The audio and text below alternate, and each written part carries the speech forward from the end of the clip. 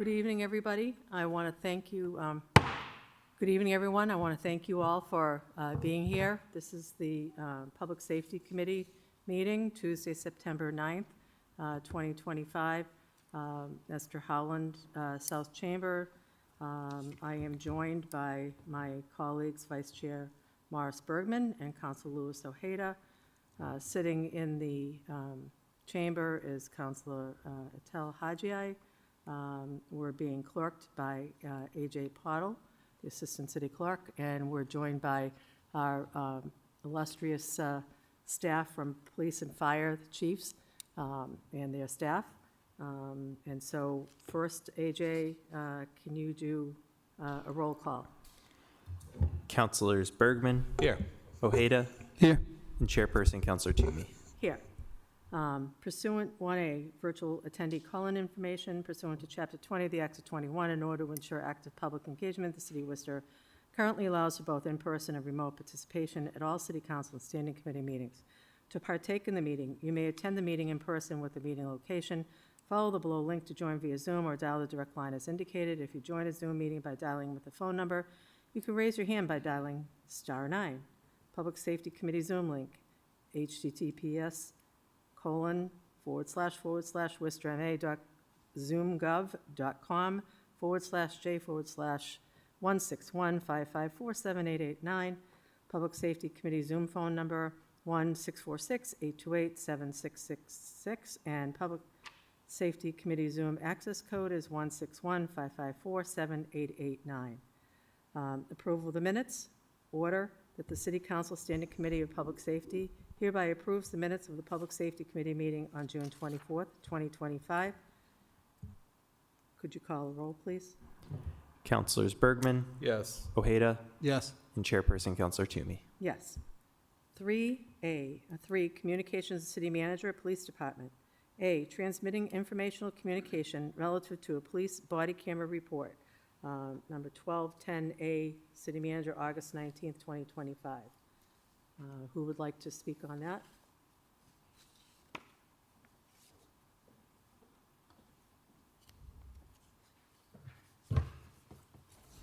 Chief Saucier, welcome. Madam Chair, welcome. Thank you.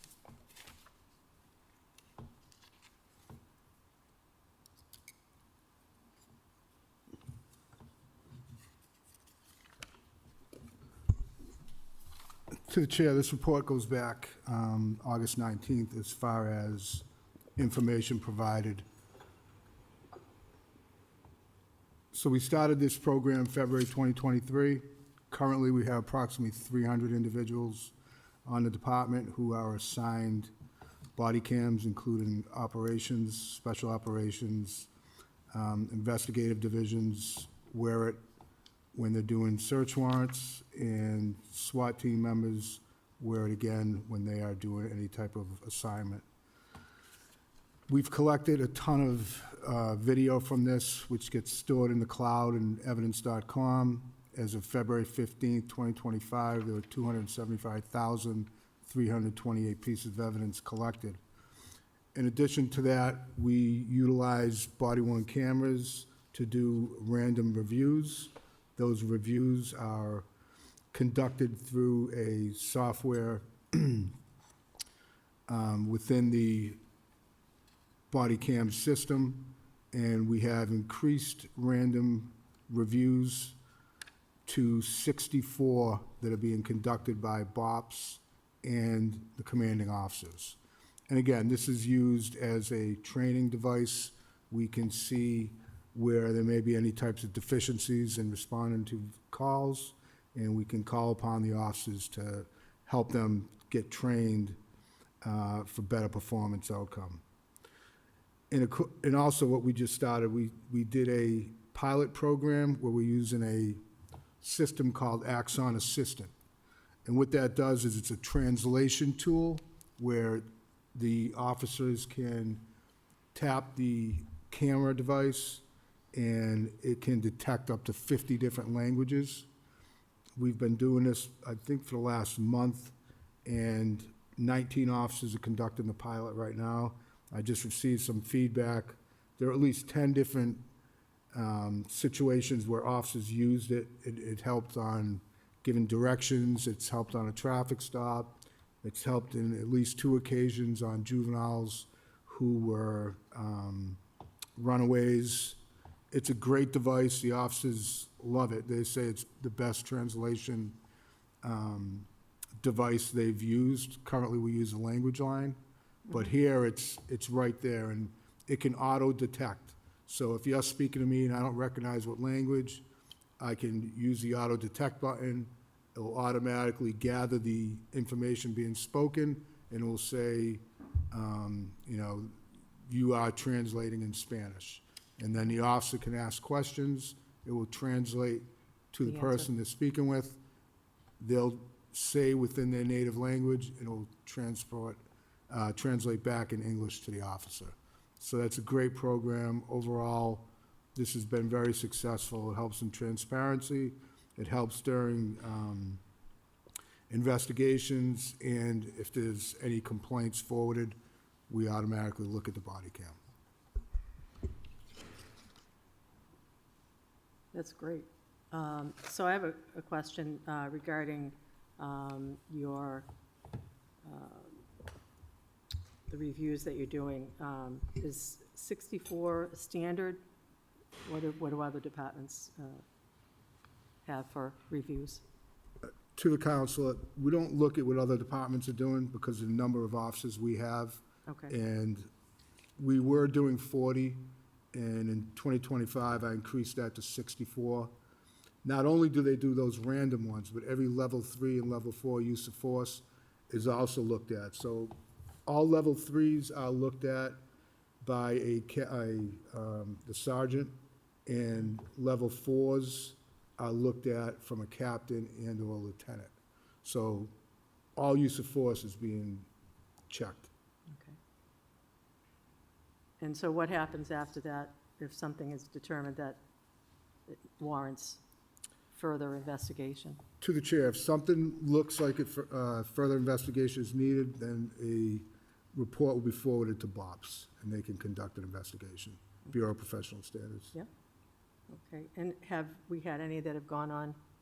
Yes, How many? I don't know the exact number, Okay. but we do at times have things where we want to look at it. Again, it could be a training deficiency, it could be a violation of policy, and if we see that, the appropriate discipline and notifications are made. Okay. On the assistant technology from Axon, does that include new hardware? Do they have to get new cameras? To the chair, it's actually a software.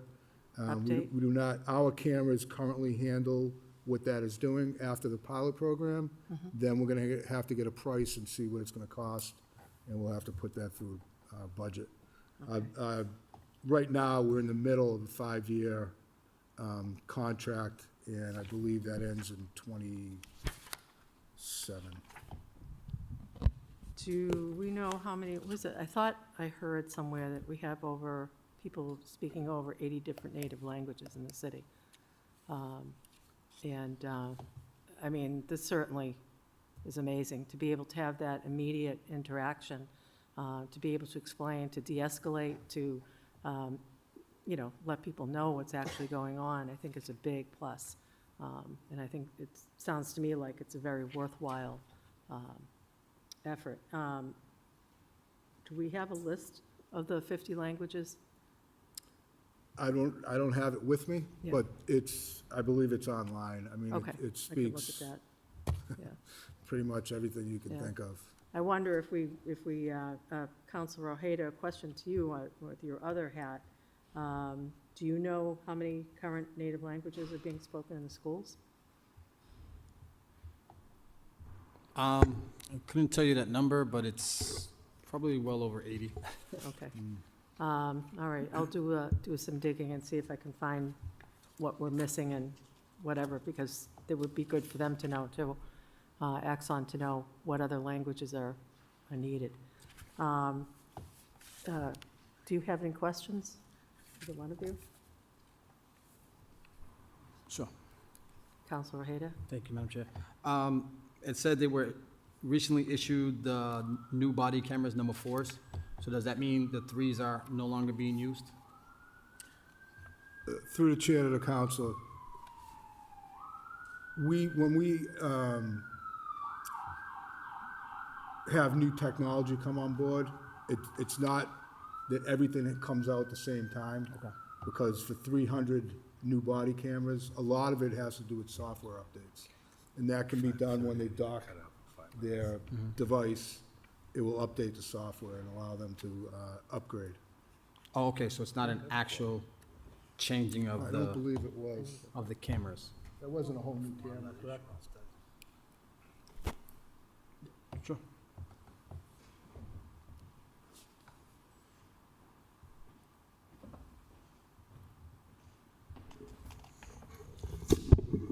Through the chair. Deputy Chief? Good afternoon.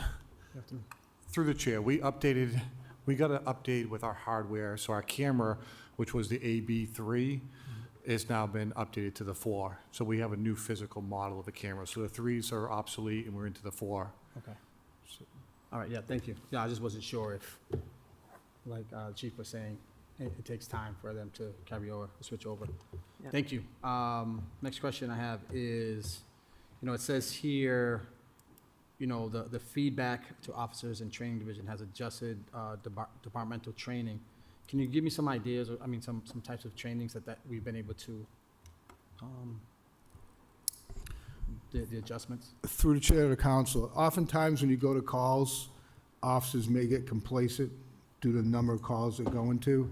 So it's always a good idea to give them constructive feedback. I'll give you an example. If you're on a domestic, you never want one of the parties to be separated into a different part of the home where you can't see them, right? You want to be able to separate with 2 officers where you're getting the stories from each person, but you never want to lose eye contact. And sometimes that does happen, and it's good to bring it up. That way the officer will have that in the back of their mind the next time they go on one of those calls. Okay, and it says here that they watch their videos and assess the strengths or weaknesses. Is that something they do by themselves, or something, their Training. trainer or their captain or sergeant does with them? Through the chair, during all those different 64 reviews and use of force, their supervisors will tell them, again, on something they can improve upon, but the officers also have the ability to watch all of their videos. Okay, thank you. And then lastly, it seems like it's going well. Obviously, it's leading to superior training and has made investigation of complaints more efficient and accurate.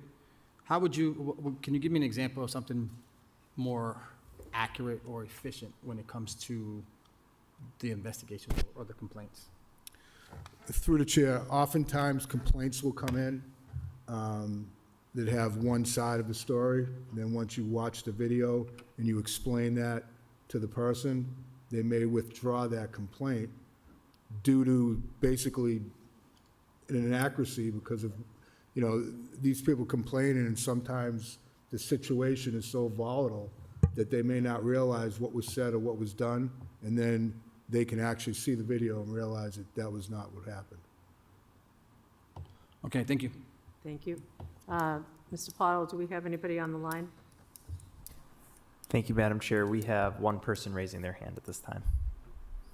Okay. Let's see. Just sent a request for David Webb to unmute. Yes. Are you able to hear me? We can, yes. Cool. Wonderful. David Webb, City of Olympia.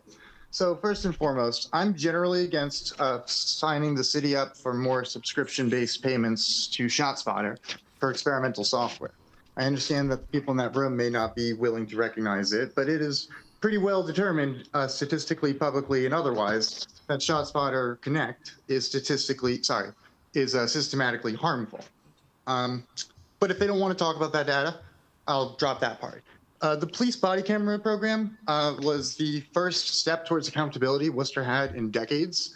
It is unfortunate that it resulted in them getting paid more to be accountable, but I guess that is what it is. Police already do not uphold their existing policies on when they're supposed to mute or not mute their cameras. They do not activate them when they are dealing with the unhoused community, as I documented earlier today.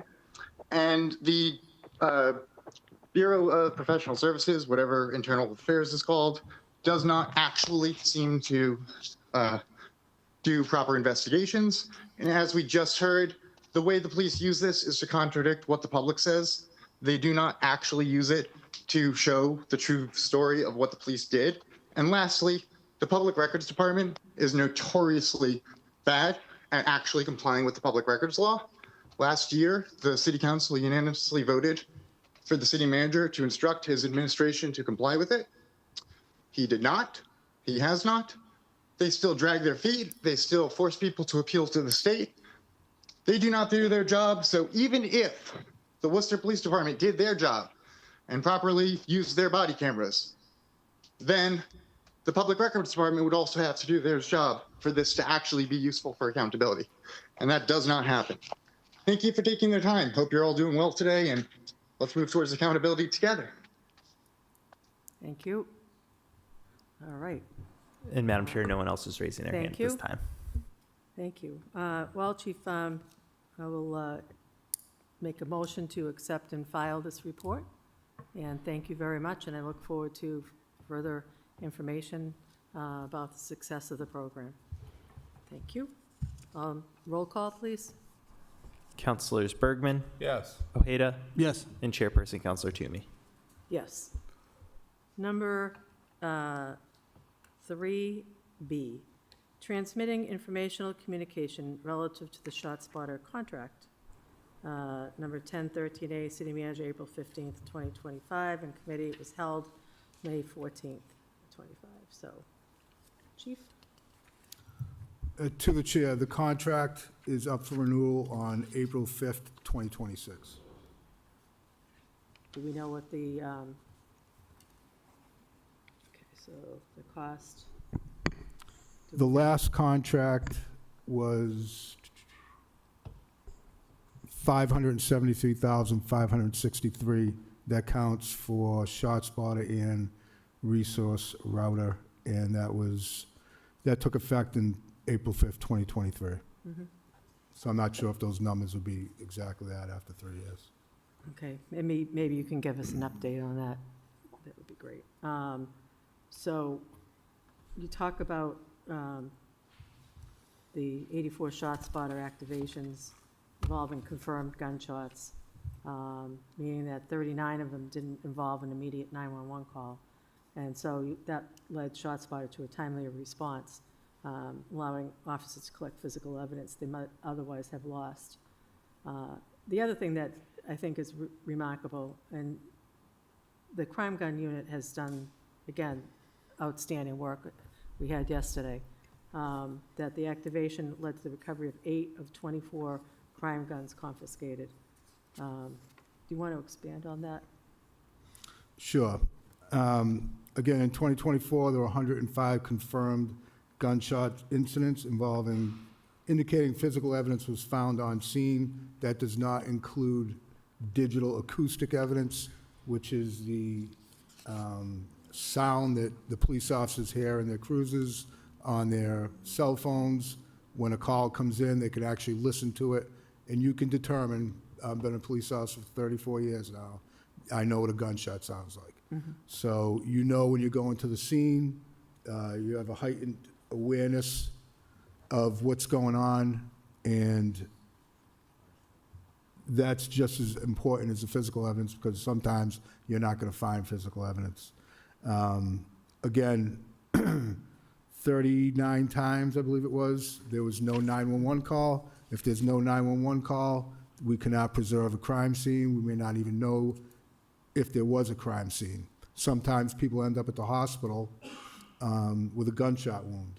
Well, we can take that, if depending on the timing of it, and maybe put that person who was shot within the same area where an activation occurred prior to them arriving at the hospital. So there's different investigative techniques you can use. Crime Gun Intelligence Unit now, they actually investigate every single shots fired incident and every ShotSpotter incident. And they've been successful in analyzing video and other things, and actually charging people and retrieving crime guns or illegal weapons from people in the city. And if you look at the 8 miles of coverage area, in 2024, we recovered 772 shell casings from that area. So if you look at that, and even if 50% of the calls weren't coming in, you're still talking probably 300, 400 shell casings or rounds that we would not be alerted to, where we can actually gather that evidence and make a case and get a crime gun off the street. And again, people that are shooting up neighborhoods, shooting people, are usually repeat offenders. They're the same people doing it all the time. And if you can get that one person with a gun, and I've said it before, there are times we trace one person to 9 different shootings. That's big. They are the ones causing the damage in the city, and you have to remove them. And that's the way to do it. Chief, how many of the guns that you've recovered are ghost guns? In other words, not registered or? To the chair, I don't have that exact number in front of me. It's not as prevalent as it was before. Okay. Now that there's actual laws out there, the gun law that was just passed last year, I believe, has a statute in there about ghost guns. I noticed that the last couple of days, we had, actually a couple of weeks, we've had an uptick in crime guns being taken off the street. And I want to commend the men and women of the police department for their work on doing that, because, we can have all the laws in the world, but when you have people who are, using them for nefarious purposes, they're not going to follow the laws and the regulations. So what you're doing is very important work. I think, could you do me a favor and just go a little bit more into Resource Router, please? Sure. Thank you. To the chair, so Resource Router is a program that takes 5 years of historical data that has been called in from the police. With that data, we try to analyze where the best place to deploy our resources are. What we've been doing for the last year and a half, I believe, is officers go to these locations and they conduct community engagement patrols. So instead of being in a vehicle just driving around, they're actually getting out on foot and talking to people. So we have them in these areas, and it's supposed to be a deterrent. And right now, I believe it's working since we've had it. Again, it's a deployment tool where we can show analytical evidence of incidents that have occurred in the past, so our officers aren't just out there driving around with no direction. By helping people, by telling them, this is where we have evidence of crime, this is where we need you to go, I think that makes a difference versus just cruising around. Yeah, one of the things that I think is really important too is the management for the sergeants and lieutenants to be able to ascertain where they are, in time.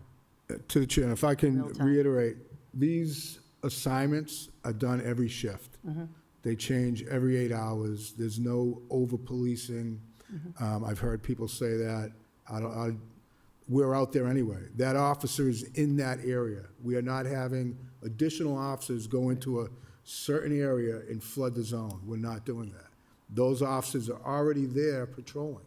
They're just being directed to a specific location within, I believe it's 250 or 500 meters of a box where they're told, spend 30 minutes a day in that area. Question going back to ShotSpotter. Sorry for jumping around, but the question that I have is, the area.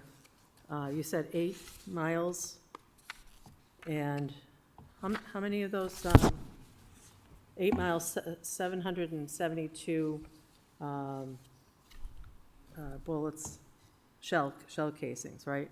And that 66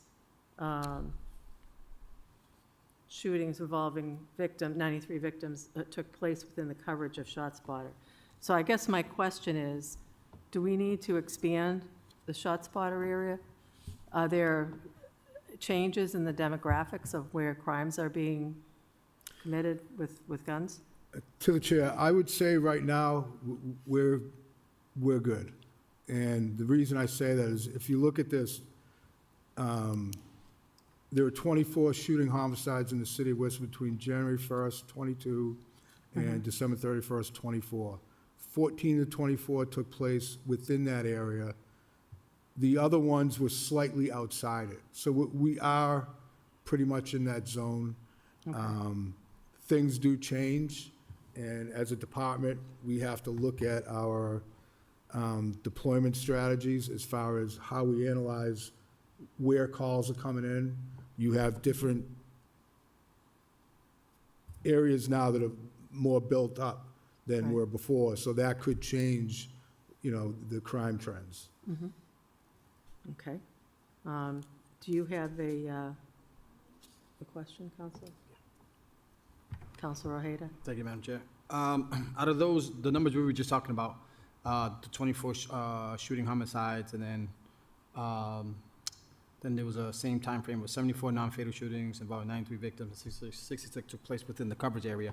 How many of them do we know have been arrested, apprehended? Like, is there a number on that? I wouldn't have, through the chair, I wouldn't have that data on me right now. I'd have to look at that. Or could we do that in the form of a chairman's order? Thank you. Again, a lot of these, you may solve a homicide 6 years later. So it's very difficult when you're talking 24 homicides. Or at You have to least look at the clearance. of it. Not necessarily solved, but at least, you get to the scene and then you were able to arrest someone versus, not getting those calls as, what seems like to be a major issue. So just to see how many, those numbers of. Through the chair, the most important aspect of this system is that we're getting the call. So if you're in your neighborhood and you're hearing gunshots and you don't see a police officer, that's a problem. And that's what happens, obviously, when nobody calls. When we get to the scene, usually within 2 minutes of any type of activation, we can then start an investigation. Whereas if we didn't have that, we'd have nothing. Right. So you're not gonna, every time this goes off, catch somebody with a smoking gun. No, That's fine. not the No, way it works. That I But understand. people think that they look at arrest data. We look at treatment. Every single one of our officers carry a tourniquet. We have special gauze to plug holes. I mean, these guys are carrying more stuff on their belts now than ever. They have dressings for open chest wounds. When we arrive on scene and we're the first ones there, we are providing first aid, which again leads to a decline in homicides, and you're helping the victim out where we may have never been called before. Okay, thank you. Yeah, so I guess you could do two parts there, right? Still figure out, how many arrests were made, but also what types of treatments were administered, to see if there's anything that, as counselors, where we can support. Like you did say, you guys have a lot of equipment and stuff to help at the scene. But again, it's good to know, the type of things that the officers are going through as well at those scenes. Thank you. Counselor Bergman, do you have any questions on?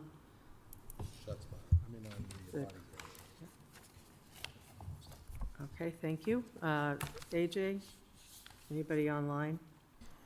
Thank you, Madam Chair. One person's raising their hand, just under request to, let's see here, have David Webb speak. Yes, hello. Thank you, Chief Saucier, and thank you, Chair Toomey, for those selective statistics. And thank you for bringing this contract before the public prior to renewal this time. I noticed for the second renewal, the city shelled out $600,000 without the public's awareness for some reason. ShotSpotter, more specifically Resource Router, what SoundThinking used to call themselves after the PR rebrand, it is known to CNN, NBC, Wired, and of course the ACLU to be systematically harmful.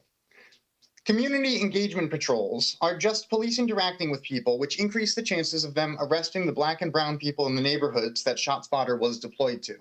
It's their own little self-fulfilling prophecy. That officer might be in the area patrolling, being directed to a specific location, and then being told to spend 30 minutes interacting with people increases the chances of them ruining someone's lives that otherwise would be fine. The software makes it so they can likely be driving around based on what the software says, so Chief Saucier doesn't have to figure out where to assign people. But ShotSpotter itself is known to have a significant number of false positives. It's entirely unreliable on holidays when there are fireworks. What it does is systematically dispatch cops to neighborhoods where they then harass Black and brown communities, or it allows them to guess at gunshot wounds after the fact. What it does is generate work for the so-called intelligence unit, which led a chase around the city back to the house they started at yesterday. Audio evidence is not just as important as physical evidence, and it's terrifying and embarrassing to hear our chief of police say that. The reason there are so many rounds you would not have been alerted to is because people don't trust you. If you were known for being helpful or keeping people safe, instead of raping sex workers and planting evidence, more people would call in things like gunshots. The most important part of Excuse this me, I think your opinions are your opinions, and I The think most, that needs yes, to this be is public stated. comment. The most important part of this system is getting the call, as the chief says. So it sounds like rebuilding trust should be the first step. Oh, it is. Thank you. You're very welcome. Go ahead.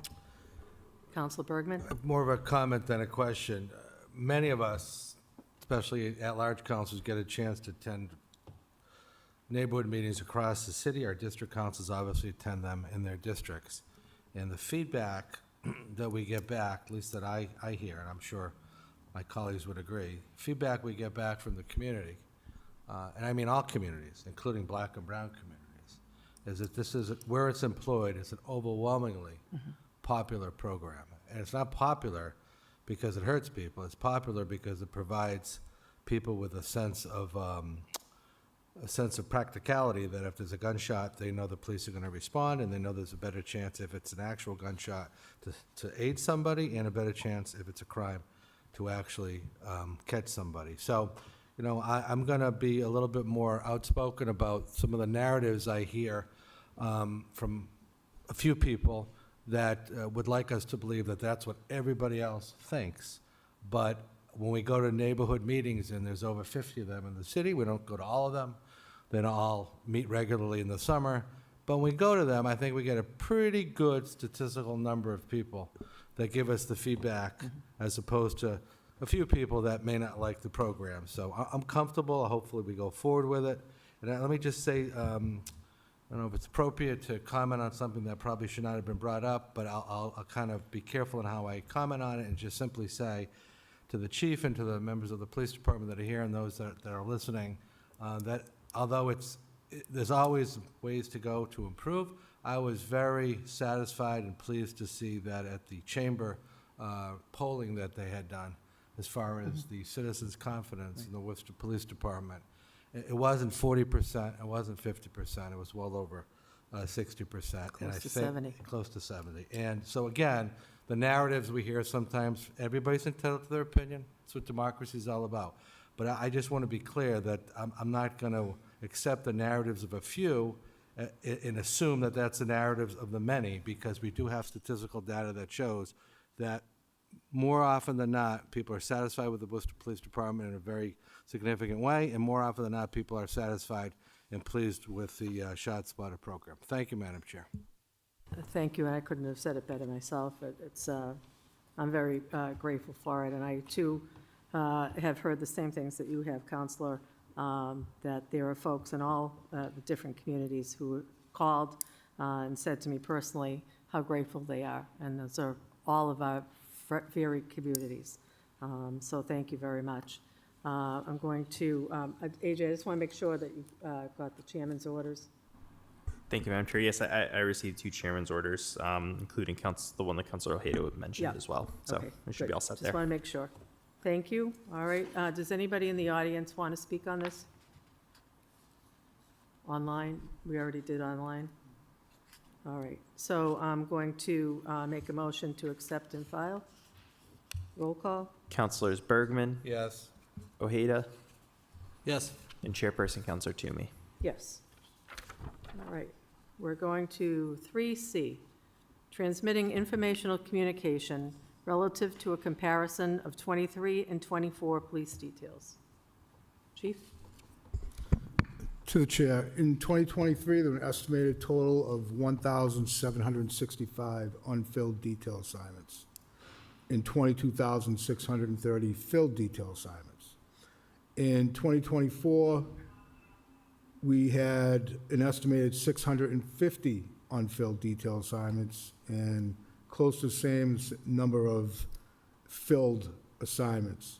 We're estimating that the unfilled numbers were due to the software that was being used, and at the time, if a job was canceled due to weather or other circumstances, it would go in the system as being unfilled. In addition to that, a contractor could call and ask for 4 details. Obviously, we only have so many personnel available during a day, so if only 2 were able to fill that, then it would go as 2 unfilled. Filled, right. So those numbers have increased as far as details that are not filled. And in 2025, there were 216 as of the date of this report, which was in April. Okay. So I think it's important that people understand that what you just said was that it doesn't mean, sometimes the contractors would ask for more people than what they thought they really wanted or needed because they weren't sure if it was going to be filled. And so if you ask for more, right, is that what happens? To the chair, that's correct. And again, these are all triaged and filled according to, public safety as far as the busier streets and whatnot to make sure we have proper coverage. Okay. All right, and I think it's interesting that this class seems to be more aggressive in terms of filling those. So that's good to know that the work ethic is there. That's good. Does either of my colleagues have any questions on that? Anybody in the audience? Anybody online? We have one person raising their hand. I Oh, can't never mind. imagine who. Yes, I guess we do. Let's see here. Just send a request to unmute. Hi, yes, thank you. I guess for clarity, do these details involve things like City Hall, like City Council meetings, or specific protests? No, I don't have that information, so. You don't have the information on what the details are for? Okay, never mind. I thought the safety committee would know something about safety. Have a good rest of your afternoon. Thanks for your opinion. All right, anybody else? All Madam right, Chair, that so was the only person. I'm going to accept and file. I'll roll call. Councilors Bergman, Yes. Ojeda, Yes. and Chairperson Counselor Toomey. Yes.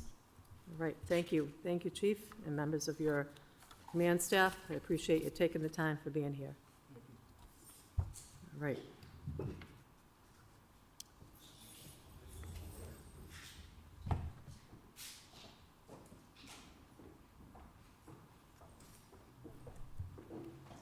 Changing of the guide. Thank you. All right. Hi, Chief, how are you? Well, thank you. Okay, so we're going to communications of the City Manager Fire Department. Transmitting informational communication relative to PFAS-free gear acquired by the Fire Department. 12.9A, City Manager, August 19th, 2025. Chief? Thank you, Madam Chair. So this is just another update on our PFAS gear acquisitions. So as we all know that in 2027, all gear that's sold within Massachusetts has to be PFAS-free or not intentionally contain PFAS, which is important most of the gear probably does have some level of PFAS just because of environmental contamination, but it's not intentionally added to the gear. Currently, we have 40 sets that do not intentionally contain PFAS throughout the set. All of our outer shells that have been purchased since 2021, which is far more than the 40, do not have PFAS intentionally added to it. This situation is complicated, and so we're taking it very carefully of how we are bringing PFAS-free gear into our department. It just recently became available in late spring from any vendor that we deal with. And we are putting it through careful testing to determine if one set is better than the others. There are certain different materials that are being used in different sets of gear, and so we want to see which one performs the best. One thing that we need to understand about this PFAS-free gear is that PFAS was in the gear for a reason. It served a purpose, and it's not an easily replaced purpose. And so it is going to have impacts. We are being told by our vendors that it will be less durable. It'll have to be replaced more often. And then we also have concerns of unintentional consequences that we really want to evaluate as we do these trials. They hold heat in a little bit better, so internal body temperatures can be greater because of this gear. And also the PFAS had created a barrier. And so we're not sure if some of the toxic chemicals that are on the fire scene can actually impregnate and permeate faster and whatnot. So there's a lot of stuff here with this that kind of makes us want to make sure that we're not replacing one bad thing with another bad thing or a worse thing. So we're just being careful with that rollout. I think we're doing it in a responsible manner of where everything that we purchase now is PFAS-free from multiple vendors at this point, and do an appropriate wear trial to make better decisions as we know more. Is this, I know there was another, what was it, Quincy had some issues too? Yes, that was a different gear manufacturer. I'm not entirely sure what the report shows. It does seem to, they definitely had some readings of some PFAS chemicals. It's not sure how that got into the gear, whether or not it was intentionally or unintentionally added. The manufacturer states that it was not intentionally added. Sometimes they say things. That's true. So, so nationally, do we have data from other parts of the country? Are there manufacturers that maybe we're not aware of, or has there been any success, real success for manufacturers, or? Counselor, we really are too early Too early. into this adoption to have any real statistics.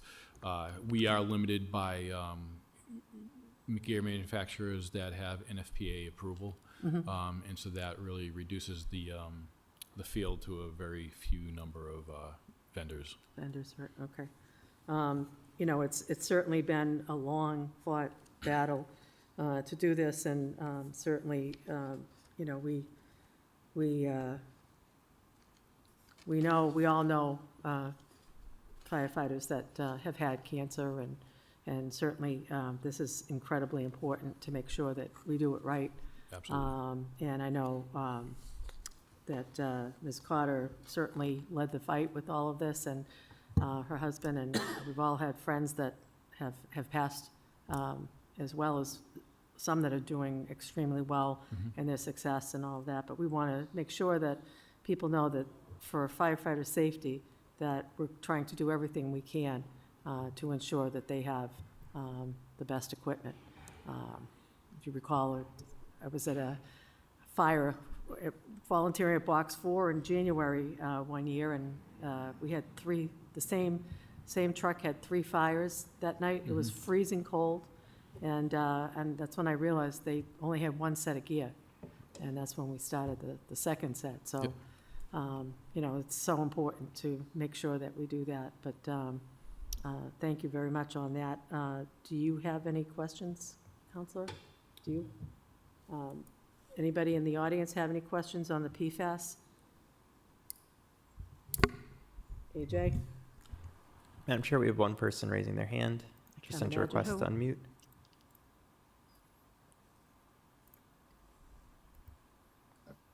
Yes, hello, David Webb, City of Olympia. Thank you for taking the time. I guess first and foremost, I absolutely am in support of purchasing new hardware. The City of Worcester Police Department just for some reason all got new Glocks, which are about $450 each. And, you know, as we just heard with the body cameras, there's like 300, 400 of those per officer for all the officers. So I assume we should also invest in our fire department and not just our police department. That being said, how long ago was it determined that this material in all of our firefighters' equipment is toxic?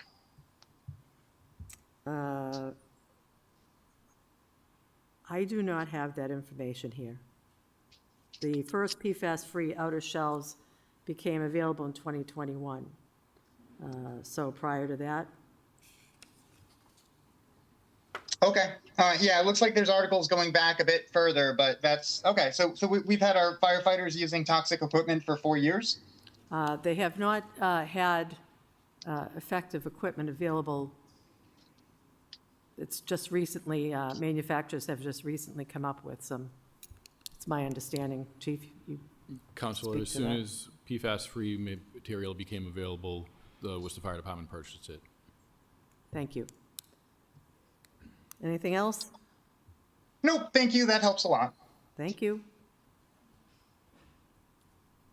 No questions? All right. Anybody in the audience? Okay. I want to accept and file. All those in favor, opposed, so voted. All right. Now we're going to B, transmitting informational communication relative to a report detailing the demographics pertaining to the recruits of the recent Worcester Fire Department Fire Academy. 9.9A, City Manager, July 15th, 2025.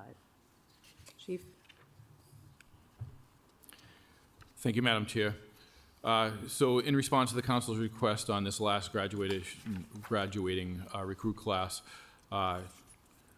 we had 16 members graduate, and of that, 4 members were BIPOC, part of the BIPOC population, which is about, is it 20%? 20% of the class.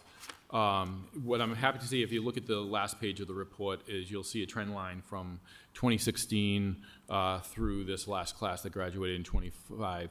And the trend line is moving upwards, which is a positive movement. And I hope that we are continuing with that. We have upped our recruitment, so we're doing the best we can to recruit all members of our population to take the test and go through the process to possibly become a Worcester firefighter. We partner with Mass Civil Service, where we run several recruitment events and orientation sessions, or information sessions, to share what our job is all about, how great the job is, and try and encourage as many people to take it as possible. Those have been extremely well attended. We try to run it right at the same time as the testing opens, the testing sign-up period opens with civil service, and we know that has an impact. I always give presentations to the information session. I give another presentation when we have our information session for those that have responded back on the civil service list saying they're willing to accept a job. And I always ask how many people were here at the civil service exam, and we've always getting hands up there. So we know that it is a successful event where we're bringing people in. We also partner with the Worcester Public Schools. We try to have some graduating seniors to come down every year and witness the drill school in action so that they have a little bit of an idea of what it is about, and we talk to them about what the job is. We also partner with the schools to make sure that the flyers go out when the sign-up period for the civil service test comes up. And then, of course, I attend some neighborhood groups on a fairly regular basis, and I also ask them to help me spread the word. So I think we're doing some good things to increase recruitment. No, it certainly has made a difference, and I'm very happy that that change is happening. I know there's been a lot of work. I know tonight we have a report coming back on your plans and everything that has been done since ESSE. And so, I know that you highlight some of this growth and development on that. And I think that you've really done a very, very good job, because I remember it was like pulling teeth trying to get out there and into the community and, getting the community to understand the job and all of that. And so I think you've raised consciousness. And one of the things that always really amazes me is the depth and breadth of the skill set that our firefighters have to have, right? It's not, you need to have everything. I go through a whole list when we have the graduating class. I'm not going to do it now. But just the skills, and being able to adapt and be able to, work in any situation between hazmat and, overdoses and all of those things, So I think they are really very well trained. I think they do a great job. I think your team is doing a wonderful job. So we're very proud of that. Madam Chair, if I could just say thank you very much for that. The members of the Worcester Fire Department are an absolutely amazing group who every day they come to work not knowing what type of problem they are going to have to solve. And one way or another, they figure out a way to solve those problems. And they make a tremendous impact on our community on a daily basis. So thank you for that. I think working together, I know that, different groups in the stations, working together to solve problems, et cetera. And then, your administrative team as well really work together. And so I'm very grateful for that. And I hope that we can continue to see that trend rise. It'd be nice to have some more, I don't know, maybe some more PR coming out for those who are new, that are on the job, that are from non-traditional backgrounds, that maybe we can do some video of them and, And Madam getting Chair, out there in social media. if I may, I should mention also that we are working closely with Kevin Levancy in the Equity Yep. Office on initiatives. Yep. And so I expect that this will only get better. Oh, that's great. Thank you so much. Do you have a question? Okay. Thank you, Madam Chair. When you had mentioned mass civil service recruitment events, can you name some of the events that they've been to, or you guys, your staff has been to for recruitment? Right, so we have the orientation events that we hold at Fire Department headquarters. Okay. So usually on a Wednesday night, Saturday morning, that we advertise. We had a big signboard up there this year trying to highlight that it would be happening. So that's the main civil service event that we partner with them. I know this year Mass Civil Service also came to National Night Out, which was during the sign-up period as well, to help. Sorry, I wasn't there. I helped plan it, but I No. wasn't there. But what we true is, so, that's a good example of an event of where, we had public education material and activities. Right. But we try to also do recruitment at that same time. And so we had some of our recruitment staff that works for our training division there as well. This past week, I believe they were at Polar Park at a job fair that was held by Mass Hire, I think it was. Yeah. We go to the schools every single year, the high schools, we physically go to them and have an event for seniors, I believe it is.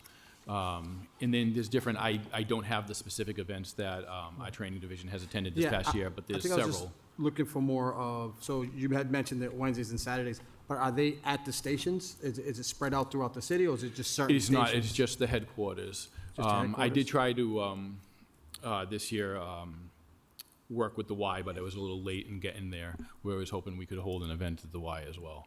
Yeah, I think Hopefully trying next to- year we will. Trying to find ways to get inside some more of the communities, some more of the neighborhoods. Yep. Especially, some of the neighborhoods that, if the headquarters are on, is that Grove Street? Mhm. somewhere else other than just Grove Street, maybe a couple throughout the year, where maybe next to a station, something that's close to a station, something that's open, an open hall, somewhere that's near those stations that are deep into the neighborhoods versus someone having to drive out, where it's just walking distance where someone can go. I think that's a great idea, Counselor. Thank you. And then also, did you reach out to any of the colleges and universities? I know Quinn-Sigmund has a, We did. I believe they were at Quinn-Sigmund College. They go to Anna Maria, Okay. especially where they have a fire science program. And I believe Chief Bowden, who is our district chief of training, he's coming to me next week with a proposal on how to reach out to the colleges a little bit more. yeah, so if it's possible, if you guys can, set up a couple of dates and get it on the calendar, if you could reach out to me. I'm really big on trying to help recruit as well. If there's ways you can get more inside the neighborhoods to some of these events, and if they're in District 4, even better. So, but, obviously throughout the city, and then there's ways where us councils can support that recruitment process. That's great. Thank you, In the Counselor. form of a chairman's order? I'm sorry, in the form of a chairman's order, AJ? Thank you, Madam Chair. Thank you. Thank you. A question? Does anybody in the audience have a comment on this recruitment? Okay. Anybody online? Thank you, Madam Chair. One person is raising their hand. Just sent a request to unmute. Yes, hello, David Webb, Olympia. Thank you, Chief. Our fire department is, of course, an actually respected establishment. It's nice that, despite some of the known history, they didn't need a DOJ investigation for this change to happen. It is really great to hear that Kevin Levancy is actually working on things. However, like with the police department, more PR and targeted marketing to BIPOC communities doesn't actually fix the issue. People won't want to work for you if they have to be concerned about hazing. Worcester's HR is notoriously miserable to work with and known to use scuzzy tactics to weed out employees they don't like. These are your opinions, they are not fact. Thank you. Sure. My public comment is that Worcester's HR is notoriously miserable to work with and known to use scuzzy tactics to weed out employees they don't like. This is my opinion based on things that many people have told to me. This city has a culture, again, this is my opinion, this city has a culture issue to its very core, and I think the fact that even our fire department is struggling to find people willing to be associated with it speaks volumes. Yep, and that's the conclusion of my opinions.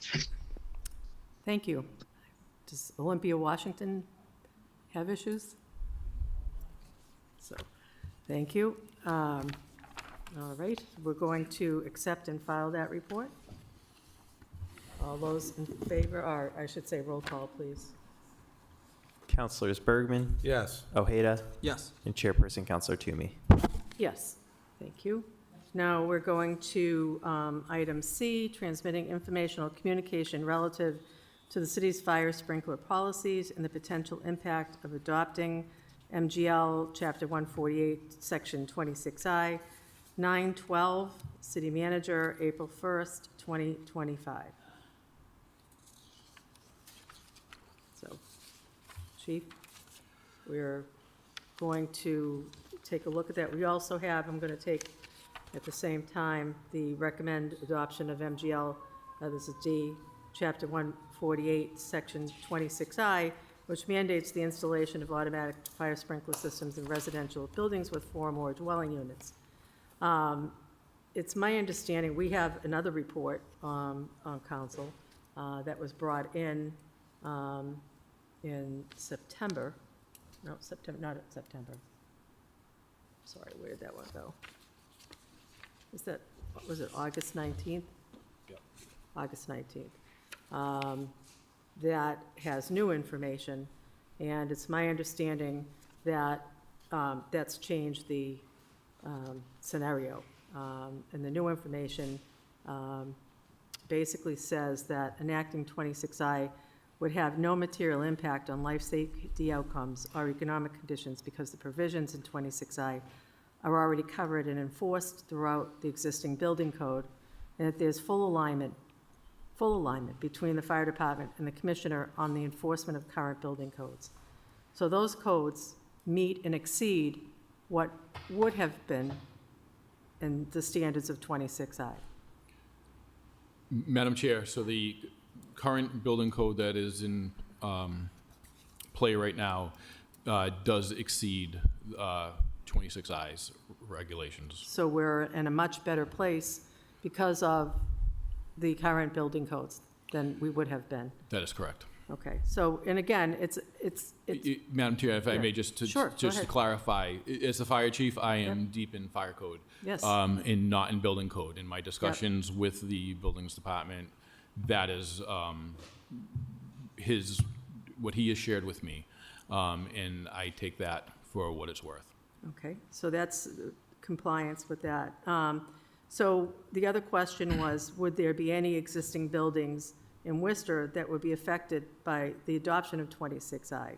And it's my understanding that that will not trigger any new construction or retrofitting regulations, because sprinklers are already mandated in new residential buildings with 4 or more units, and that's been consistently enforced in Worcester.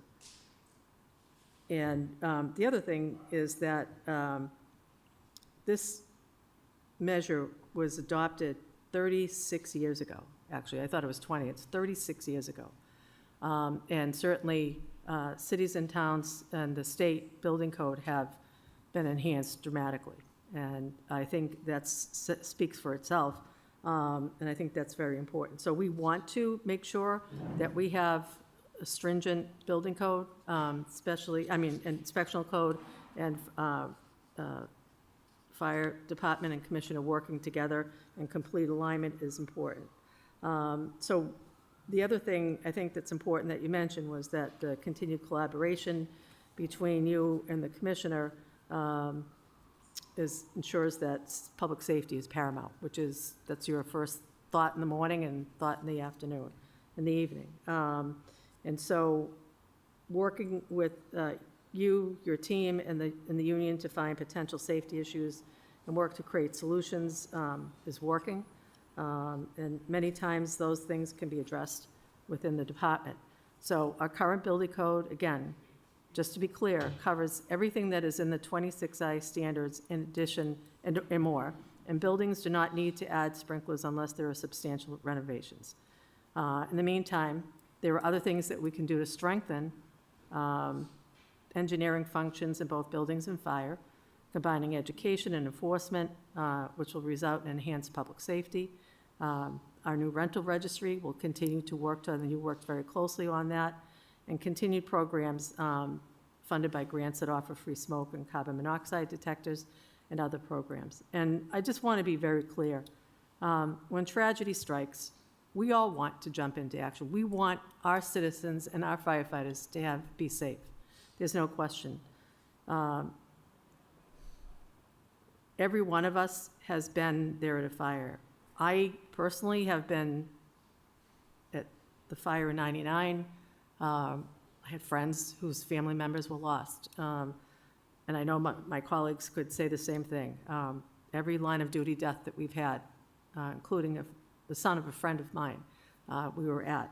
And the connection with the fire department and understanding issues like when Woody's family was lost in that three-decker. I remember standing there talking with you about, all of these things and what can we do to prevent this moving forward. And so, working with the legislature and things like that on new things we can certainly work on, but I think it's important that we all need to know that right now, we already have everything in place that makes this current building code, inspectional code and fire code above and beyond what 26I could possibly do. One thing that we need to do, and I know I mentioned the report that's coming forward tonight, is your update on your strategic plan. And, as a committee, I think that we should take a moment to say that, we affirm our support completely affirm our support for your plan moving forward. And I think that as a council, we could certainly take that as a vote, as a chairman's order, to say, yes, we affirm and support all the work that's being done in the fire department strategic plan as a vote of confidence and support for your men and women and for the residents of our city of Worcester. So I want to thank you, and I know that, ordinarily, this would have worked, but since this originally was filed, things have changed, and we have an even better process in place. And that's the most important thing, is continuing to move forward. So rather than try to pass something that isn't going to improve anything, it could muddy the waters, I would like to recommend that I would bring this to council for a vote with a recommendation from the committee to file. So, AJ, do you want to take a roll call on that? Sure thing, Madam Chair. City Councilors Bergman, Yes. We can do it at a council meeting. Ojeda, Yes. and Chairperson Councilor Toomey. Yes. Madam Chair, may I? We just voted this, we can discuss it I'm not on going to council. argue about what you voted on. There's a lot of people here who are waiting to speak as well as online, and I think it's imperative that those be given the opportunity. So are they going to speak now and at the committee meeting? Madam Chair, I see people who are willing to speak. If they want to speak here or the community Okay. meeting, I think they should be given a chance. All right. Well, Counselor, Well, we don't start our city council meeting until 6:30, so I don't know how many people are online, but I'm certainly willing to stay and listen to what folks have to say. Yep. Okay, Same. go ahead. Name and city of town of residence, and 2 minutes. It's John Edward Keough. I live on Irving Street in Worcester, Massachusetts. I think it's really important that when we have these reports that they're fully read. There was a lawsuit related to 261 in the city of Boston that led to the language that is substantial renovations like new. That lawsuit involved a triple-decker. The triple-decker renovated and created a basement apartment, which triggered 261. We have a ton of triple-deckers in the city. Our current regulations do not force triple-deckers that would have an additional unit to create 3 to 4. 261 covers that. 261 was designed by legislators, including legislators from the Central Massachusetts delegation, to make this coverage applicable to the gap for many cities and towns in Massachusetts that don't cover conversions of triple-deckers to 4-unit buildings.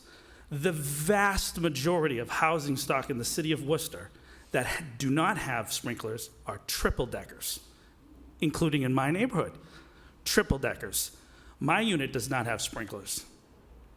It would have been forced to have sprinklers when it went undergo a renovation about 4 years ago if this was in place, but because it was a 3-unit at the time, and our current regulations that you praised do not cover that 3 units to 4 units. That is a significant gap in coverage. The chief was not asked that question. He was asked about existing buildings that already have 4 units that would be affected by this, not 3 units that are converted to 4. It doesn't make any sense not to have this law, which was adjudicated in the Supreme Judicial Court because of a very specific case. You should read that case, which is part of that report, converting a 3-unit to a 4. We need to have all the tools available. It doesn't change anything to vote this in. Thank you.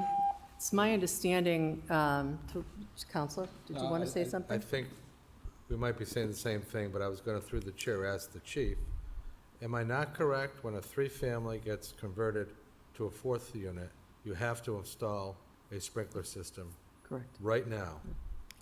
Is that correct? Through the chair to the council, my understanding of the building code is that changing a 3-family to a 4-family is a change of use that would then require the installation of a sprinkler That's my system. Correct. understanding too, so that currently exists. And I'm aware of somebody that actually happened to, that they were required to do that. So that has been changed, that has been in effect. So it's old, this is recent. So thank you. Next person? Anybody else want to come up? Name, city or town of residence? Steve Hart, District 1. I've reviewed this issue. I am astonished that this has not been passed. And I don't try to complicate my life, but the person most qualified to comment and to adjudicate this issue is right in front of me with a white shirt, the fire chief. And he's made it very clear what his wishes are. And as a citizen of this city, I endorse his position so strongly. And that's all I have to say tonight. Thank you. Fred Nathan Worcester. Having heard all the discussion here, and since the fire chief is right here, if he's on board, well, then that's the way it's going to be. I don't like to see landlords have to pay more taxes because they're already getting hit hard.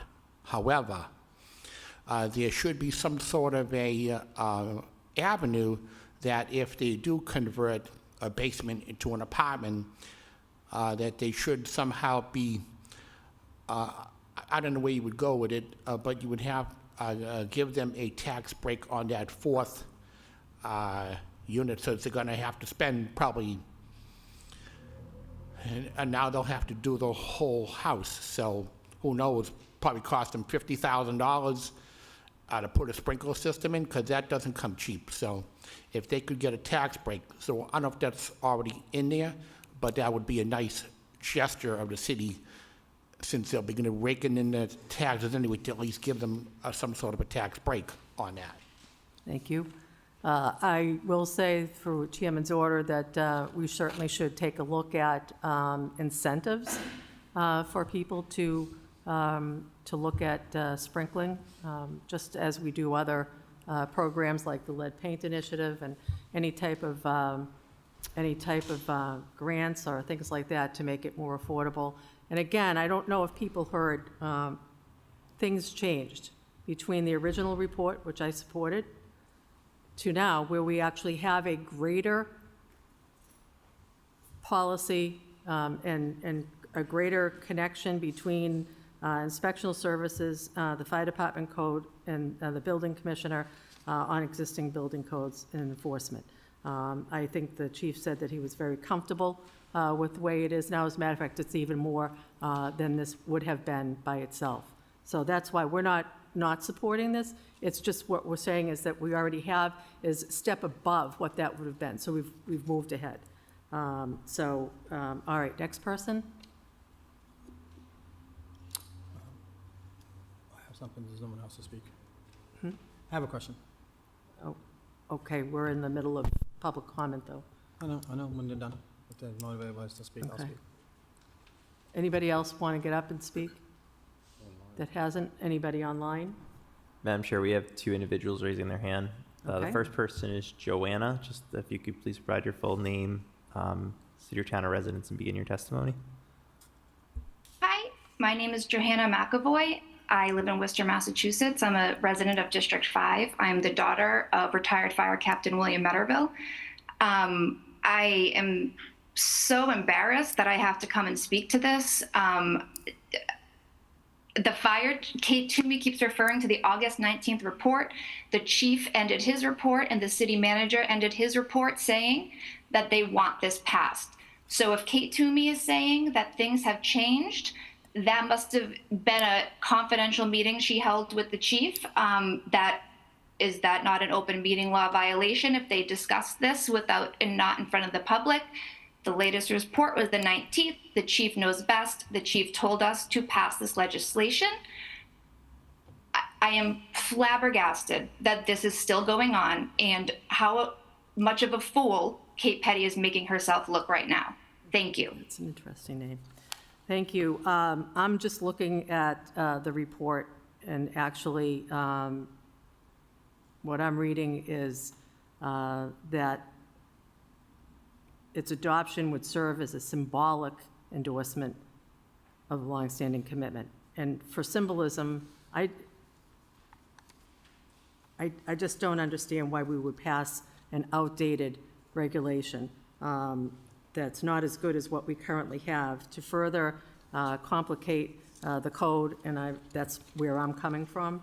And that's all I'm going to say about that. I certainly, as I said, am moving forward with the chairman's order to affirm our support for the fire department by supporting the report that's coming in tonight regarding the, all of the changes since ESSI was put into place. So, and I do support the chief on that. So, thank you. Next person. Thank you, Madam Chair. Just sent a request to unmute for David. Hello, thank you. I will keep this quick. David Webb, City of Olympia.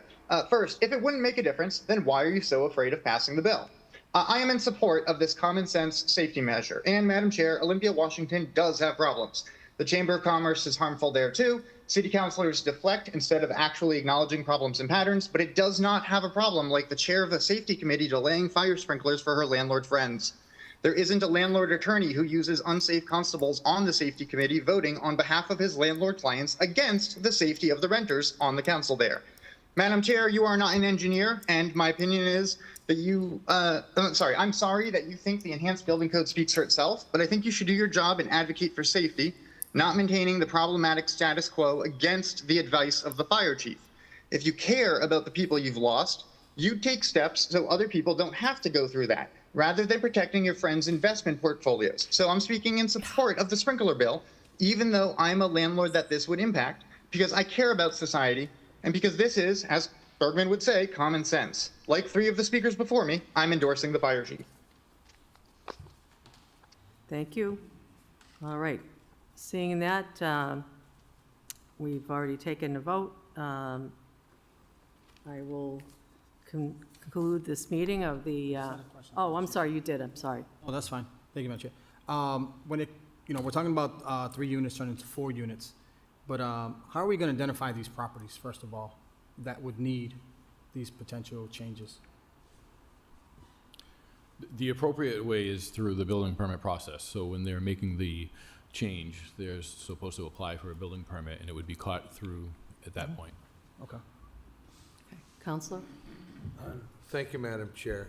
So if I understand the debate correctly, and I think I do, the question I have is, if 261I was passed, or adopted, probably the better word, and it was triggered by a building permit, then how do you prevent the scenario where either people, since they don't want a sprinkler because of the cost, don't pull a permit and do the work anyways, or in a building that needs upgrading for safety reasons that affect the tenants, simply not upgrade because it would trigger the need to put a sprinkler system in? I'm just trying to balance why somebody would go through the process if this were adopted in the same manner they do now.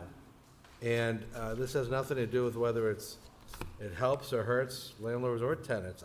I just know from common sense that people often don't want to pull permits if there's a cost involved and they try to do things that they shouldn't. And I'm assuming we all can agree that a lot of the tragedies we've had in this city are based upon the fact that people have avoided pulling permits.